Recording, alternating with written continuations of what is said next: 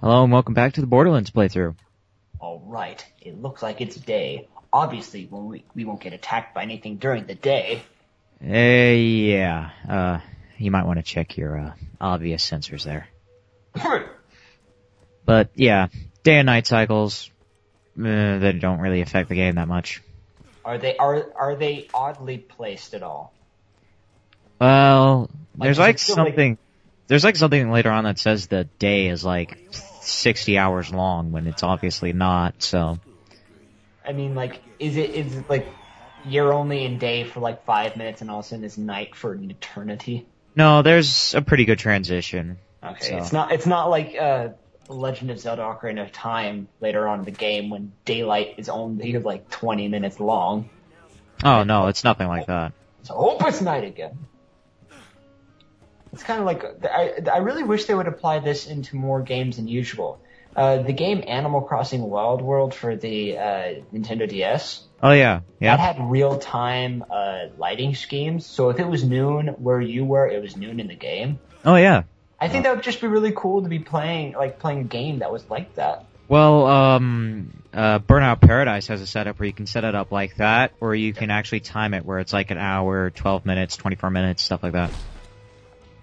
Yeah, TK Baja. This guy's awesome, because he's blind, but he's incredibly awesome at the same time. You know, that's how you make a good character. Make him blind, and then just make him totally sick. Yeah, this guy's awesome. He has no leg. And he's like the coolest, he has like one of the coolest voices ever. I'll have to hear it when this gets posted up on YouTube. Yeah, and he's got a great, sense of humor. Oh, I was about to say he's got a gun. He's like, yeah, he just pointed it at you. Yeah, and he was able to tell you weren't a skag, which is good. So, all his food was stolen by some skags, so since he's blind as a bat, we can just take his stuff and he won't notice. Stomp on top of his roof. Yeah. Wait, is there a chair up there? Yeah, there's a chair, there's some bottles of, What's a whatever. blind man doing on top of a roof? God knows. This is a smart idea. Oh, yeah. Considering the entire house is, like, made out of tin. True. Tin shambles. Interesting, thing. Well, when I first got this game, apparently I didn't have the right video drivers for the video cards, so it, like, really glitched out. Like, some textures weren't showing. Instead, I just got this massive gray blob, which made it really hard to get, to know what was where, especially in a later level called Sledge's Safe House, which, you'll see in about, maybe 20 parts. I have no idea. But We're still a long way off. yeah, it is fixed, though I did manage to fix it, which is why I managed to record this, because I didn't want to record it where everything was like this massive gray thing. But I can chalk it up to just, I don't have an NVIDIA card. Awesome. Yeah, but NVIDIA's losing a lot of competition, but that is another story. Yeah. Oh well. Yep. God, these things are everywhere. Yep, now we're just picking up some, food. Now, what do the levels like range from? Like here, you have a desert setting. Like, A lot of them are just desert settings until the very end of the game, where it's like really abrupt change to like a, snowy mountain. Mm-hmm. There are like some indoor levels that are just, well, it's kind of like a steampunk dungeon, I guess you could say. See, I understand what that means. Yeah, so Thank you, dictionary. a lot of this is just very, very samey environment.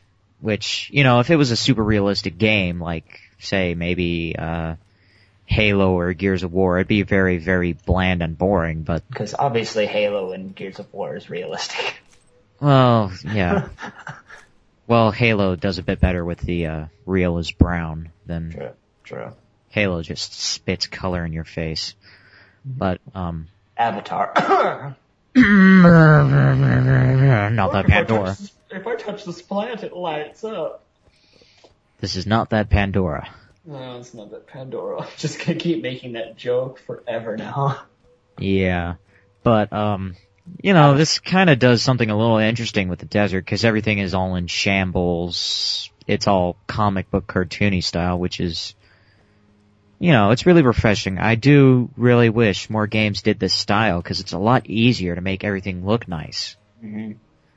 Another game a game series that does that a lot, and a lot of people, now, I know that a lot of people don't go for the Naruto games, but let me just make this a point. Yeah.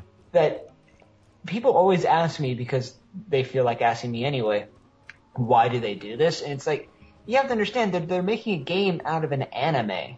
You know, it's really hard to not fit in some sort of cartoon-esque. Because imagine what Naruto would look like if they rendered him as a real-life looking person. Dragon Ball Z Budokai.